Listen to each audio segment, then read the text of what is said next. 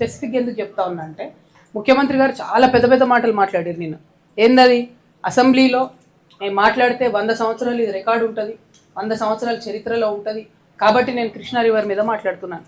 నేను సూటిగా కాంగ్రెస్ ప్రభుత్వాన్ని, ఈ జిల్లాల్లో ఇరిగేషన్ మంత్రి ఉన్నారు కాబట్టి ఆయన సూటిగా ఒక ప్రశ్న అడుగుతున్నాను. ఇవాళ కర్ణాటక ఆల్మట్టి హైట్ 5 టీఎంసీలు పెంచుకుంది, 10 టీఎంసీలు 5 మీటర్స్ పెంచుకుంది. 5 మీటర్లు పెంచుకుంటే 100 టీఎంసీలు నీళ్ళు అక్కడ ఆగుతాయి. అంటే 10 లక్షల ఎకరాలకు నీళ్ళు ఇచ్చేంత నీళ్లు కృష్ణా నదిని కర్ణాటక ఆపుకుంటుంది. వీళ్ళు ఏం చేశారు? కాంగ్రెస్ గవర్నమెంట్ ఒక ఉత్తరం రాసి ఆడ పడేసారు. ఎందుకు నిన్న చర్చ చేయాలి చెప్పండి అసెంబ్లీలో? నిన్న చేసినటువంటి తీర్మానంలో 2 పాయింట్లు ఉన్నాయి. ఎందుకు మరి ఆల్మట్టి ఎత్తు తగ్గించాలనే తీర్మానం ఎందుకు లేదు? అంటే కృష్ణా నది మీద నిజంగానే చిత్తశుద్ధి ముఖ్యమంత్రి గారికి ఉంటే, కృష్ణా నది నీళ్లు తెలంగాణకు రావాలనే చిత్తశుద్ధి కాంగ్రెస్ గవర్నమెంట్కి ఉంటే ఎందుకు ఆ విషయం చర్చ జరగలేదు? అంటే దాని మీద పట్టింపు లేదు, పొలిటికల్ అన్నట్టు. బీఆర్ఎస్ తిట్టాలి, ఇంకోటి అనాలి తప్పితే కృష్ణానది నీళ్ళ మీద లేదు.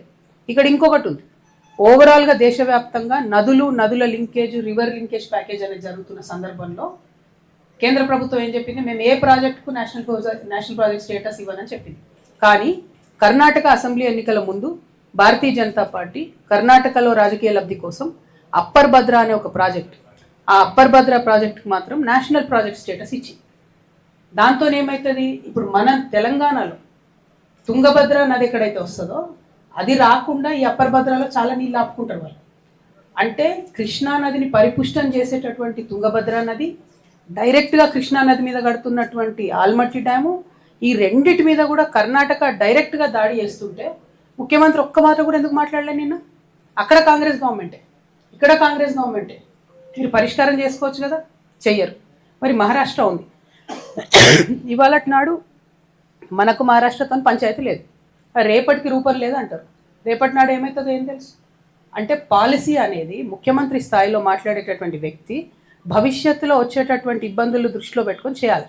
అది కాకుండా ఒక కురచ మనస్తత్వంతో, కురచ స్వభావంతో కేవలం పోయినటువంటి ప్రభుత్వాన్ని నింద వేసి ఇప్పుడు నేను చేస్తున్న తప్పుల్ని కప్పిపుచ్చుకోవాలనే ఉద్దేశంతో నిన్న ముఖ్యమంత్రి గారు అసెంబ్లీలో మాట్లాడేది తప్పితే దానిలో శాంక్టిటీ లేదు. నేను కాంగ్రెస్ ప్రభుత్వాన్ని, ఉత్తమ్ కుమార్ రెడ్డి గారిని డిమాండ్ చేస్తూ ఉన్నాను, మీకు నిజంగా కృష్ణా నది మీద చిత్తశుద్ధి ఉంటే మీరు ఇంకొక రెజల్యూషన్ చేయండి. దాంట్లో నిన్న ప్రవేశపెట్టారు కదా ఒక తీర్మానం, అట్లా అసెంబ్లీలో ఇంకో తీర్మానం ప్రవేశపెట్టండి. ఇంకా 3 రోజులు నడుస్తుంది కదా అసెంబ్లీ. ఏంటిది? కర్ణాటకలో అప్పర్ భద్ర ప్రాజెక్ట్కి నేషనల్ ప్రాజెక్ట్ హోదా ఇవ్వడం మాకు సమ్మతం కాదు, మాకు తుంగభద్ర నదిలో నీళ్లు తగ్గిపోతాయి, మా పాలమూరుకు అన్యాయం జరుగుతుంది, ఒక తీర్మానం చేయండి. 2 ఆల్మట్టి హైట్ తగ్గించమని ఇంకో తీర్మానం చేయండి. ఈ 2 చేయకుండా మీరు ఎన్ని మాట్లాడినా రేవంత్ రెడ్డి గారు పాలమూరు జిల్లా బిడ్డలైతే మిమ్మల్ని క్షమించారు. ఇంకొకటి, ముఖ్యమంత్రి గారికి మేము ఈ గద్వాలు, నాగర్ కర్నూలు ఇవన్నీ తిరిగిన తర్వాత వారికి అర్థమయ్యేలాగా క్షేత్రస్థాయిలో పరిశీలన చేసి చెప్పినాం. ఇప్పటికన్నా నారాయణపేట్, కొడంగల్, మక్తల్ స్కీమ్కి మీరు జూరాల నుంచి ఇంటేక్ పాయింట్ మార్చుకోండి అని చెప్పినాం. మేము ఇప్పుడు కూడా చెప్తున్నాం, జూరాల నుంచి మీరు ఇంటేక్ పాయింట్ మార్చుకుంటే పాలమూరు జిల్లా అట్లనే రంగారెడ్డి జిల్లా మొత్తం కూడా సస్యశ్యామలం చేయడానికి ముఖ్యమంత్రి గారు దారేసినట్టు అవుతుంది. పాలమూరు జిల్లా ప్రజలు మిమ్మల్ని కలకాలం గుర్తుపెట్టుకునే అవకాశం ఉంటుంది. ఇంత మంచి అవకాశాన్ని మీరు జారవించుకొని చరిత్రహీనులు కావద్దని కూడా ఈ సందర్భంగా ముఖ్యమంత్రి గారు నేను డిమాండ్ చేస్తూ ఉన్నాను. అచ్చా, కాంగ్రెస్ పార్టీది ఈ డ్రామా నిన్న అసెంబ్లీలో. ఇక బీఆర్ఎస్ పార్టీ ఏంది? మొన్నటి రోజు ఏమైంది? మూసీ నది మీద చర్చ జరుగుతుంది, జిహెచ్ఎంసీ మీద చర్చ జరుగుతుంది, ఇంకా అనేకమైనటువంటి ఇంపార్టెంట్ బిల్లుల మీద చర్చ జరుగుతుంది. రండి సీన్ అనేది చర్చ జరుగుతుంది. ఈ సందర్భంగా ఏమైంది? ముఖ్యమంత్రి గారు నేను గతంలో ఉన్న పార్టీలో ఒక గుంటనక్క గారు ఉంటారు, వారిని మీరందరూ హరీష్ రావు గారిని పిలుచుకుంటారు. ఆయనను చూసి నేనేదో మాట అన్నాడు, అనగానే నన్ను అంటవా నువ్వు అని చెప్పి అసెంబ్లీ మొత్తం వాయిదా వేసుకుని వెళ్ళిపోయాడు. అరే, ఒక మాట వ్యక్తిగతంగా ముఖ్యమంత్రి ఏదో నిన్నంటే మొత్తం అసలు ప్రతిపక్షమే లేకుండా, ప్రతిపక్షం అంటే ఏంది? ప్రజల గొంతుక. ప్రతిపక్షం అంటే ఏంది? అన్యాయం ఎట్లా జరుగుతుందని ప్రశ్నించేటటువంటి ఒక వాయిసే ప్రతిపక్షం. It is not a party, it is a big responsibility. దాన్ని వదిలేసి మొత్తం సభ 5 రోజులు ఎట్లా మీరు బాయ్కాట్ చేసిపోతారు? ఏంది? కేవలం హరీష్ రావు గారిని ఒక మాట అన్నందుకు బాయ్కాట్ చేసిపోతారా? కేసీఆర్ గారిని ఎన్ని తిట్టినా రేవంత్ రెడ్డి గారు ఎప్పుడన్నా బాయ్కాట్ చేసిన హరీష్ రావు గారు? మొన్న ఈ గుంటనక్కకు డిప్యూటీ ఫ్లోర్ లీడర్ ఇవ్వగానే నేను చెప్పిన, బీఆర్ఎస్ పార్టీని ఎవరు కూడా కాపాడలేరు అసెంబ్లీకి రాకపోతే అని. ఏం చేసిరు నిన్న? పోనీ జనరల్గా నేను కూడా పార్లమెంట్లో పనిచేసిన కదా, నేను కూడా ఎమ్మెల్సీగా పనిచేసిన కదా, ఒక ఏదన్నా అంశం మీద మనకు అభ్యంతరం ఉంటే, అప్పుడు చర్చ ఒక అంశం మీద జరుగుతుంటే ఆ అంశం మీద వాకౌట్ చేయొచ్చు. మళ్ళీ రావాలా, నెక్స్ట్ అంశం మాట్లాడాలి. ఎందుకంటే నెక్స్ట్ అంశం కూడా ప్రజలకు ఇంపార్టెంట్ ఉంటుంది. నిన్న మూసీ ఇష్యూ టైంలో డిస్ప్యూట్ అయింది. మూసీ అయిపోయినాక ఏం చేసిరు, హైదరాబాద్లో 300 డివిజన్లు చేయడానికి బిల్లు పెట్టిరు. మరి అది అవసరం లేదా చర్చ? మనం 1/3 తెలంగాణ పాపులేషన్, 3వ వంతు తెలంగాణ పాపులేషన్ హైదరాబాద్లో ఉంటుంది. వాళ్ళకి సంబంధించి అంత పెద్ద నిర్ణయం జరిగితే ఎక్కడుంది ప్రతిపక్షం వాయిస్? లేదు. ఎందుకంటే హరీష్ రావు గారిని ఆయన ఏదో అన్నాడు కాబట్టి ముఖ్యమంత్రి గారు వీళ్ళు బయటికి వాకౌట్ చేసిపోతారు. అసలు నేను ఇవాళ రెండు స్పష్టంగా తెలంగాణ ప్రజలను, బీఆర్ఎస్ పార్టీని ఒక ప్రశ్న అడగదలుచుకున్నాను. ఈ వాయిదా వేయాలనే నిర్ణయం డెప్యూటీ ఫ్లోర్ లీడర్గా హరీష్ రావు గారు తీసుకున్నారా? నేనైతే ఆయనే తీసుకున్నాడు అనుకుంటున్నాను. ఎందుకు?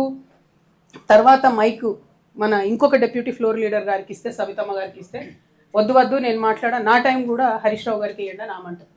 తర్వాత ఇంకో deputy floor leader Srinivas Yadav గారికి ఇస్తే, వద్దు నేను మాట్లాడా, నా టైం కూడా ఆయనకే ఇవ్వండి అంటారు.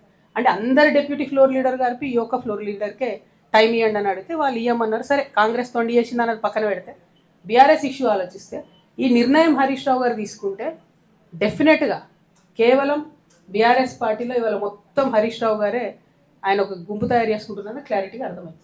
2, ఒకవేళ ఆయన నిర్ణయం కాదనుకుందాం, కేసీఆర్ గారో పైనుంచి పార్టీ నుంచి వర్కింగ్ ప్రెసిడెంట్ గారో చెప్పారు అనుకుందాం. నేను మాత్రం చెప్తా ఉన్నా, ఒకవేళ అట్లా అయింటే, నిర్ణయం పైనుండి వచ్చింటే డెఫినెట్గా ఇది శ్రేయస్కరమైనటువంటి పద్ధతి కాదు. ఏదైతే కృష్ణా వాటర్ మీద పెద్ద పెద్ద సభలు పెట్టాలనుకుంటున్నారో చట్టసభలో చెప్పే అవకాశం వచ్చింది, చరిత్రలో నిలిచిపోయేటటువంటి మాటలు చెప్పే అవకాశం వచ్చింది, రికార్డ్స్ ఫ్యూచర్ జనరేషన్ చూసుకునే అవకాశం వచ్చింది. అది కాదని ఆ ఇష్యూ బయట మాట్లాడతామంటే ఇది కరెక్ట్ కాదు, శాంటిటీ అంతకన్నా కాదు. కాకపోతే గుంటనక్క గారి వ్యవహారం చూస్తే నాకేమనిపించింది అంటే ఈ తోక కుక్క నొప్పే పరిస్థితి వచ్చిందనిపించింది నాకు. ఇక అది ఎవరేమనుకున్నా ప్రజలు ఎట్లా అర్థం చేసుకుంటారో నాకు తెలియదు. కానీ ఎందుకంటున్నా అంటే ఒక్క మాట అంటే మొత్తం సభ వాయిదా వేసుకుని 5 రోజులు కూడా ఎంత అన్యాయం ఇది. అసలు సభ పెట్టింది ఎవరి కోసం? నేను మొత్తం కాంగ్రెస్ పార్టీ ఇష్టం వచ్చినని చెప్తుంది అబద్ధాలు. 100 తప్పులు నేను రేవంత్ రెడ్డి గారు మాట్లాడిందని వీళ్ళు అక్కడ ఉండుంటే చెప్తారు కదా. అంటే అల్టిమేట్గా ప్రజలకు నిజం తెలవాలి. ప్రతిపక్షం అధికార పక్షం సంవాదంగా అది తెలుస్తలేదు.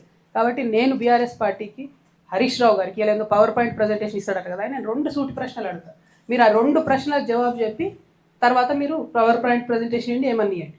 ఒకటి స్పష్టంగా అడుగుతా ఉన్నాను నేను, కృష్ణా వాటర్ రివర్ మేనేజ్మెంట్ బోర్డులో తెలంగాణ తరఫున 2016లో హరీష్ రావు గారు ఇరిగేషన్ మంత్రిగా ఉన్నప్పుడు మన పంపకాలలో, కృష్ణా నది పంపకాలలో 3% శాతాన్ని తగ్గిస్తూ ఒప్పుకుంటూ ఆయన సంతకాలు పెట్టి, మామూలుగా ఆంధ్ర తెలంగాణ విడిపోయినప్పుడు ఏమైందంటే మనకు తెలంగాణకు 37%, ఆంధ్రాకు 63% కృష్ణా వాటర్ పంపకాలు జరగాలని ఒప్పందం అయింది.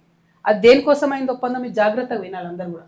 అప్పటికే కట్టి ఉన్న ప్రాజెక్టుల మీద, ఆల్రెడీ యూటిలైజ్ అవుతున్నటువంటి వాటర్ మీద, యాజ్ ఈజ్ వేర్ ఈజ్ అనే కండిషన్ మీద 37% తెలంగాణకు, 63% ఆంధ్రాకు నీటి పంపకాలు జరగాలని ఒప్పందం అయింది.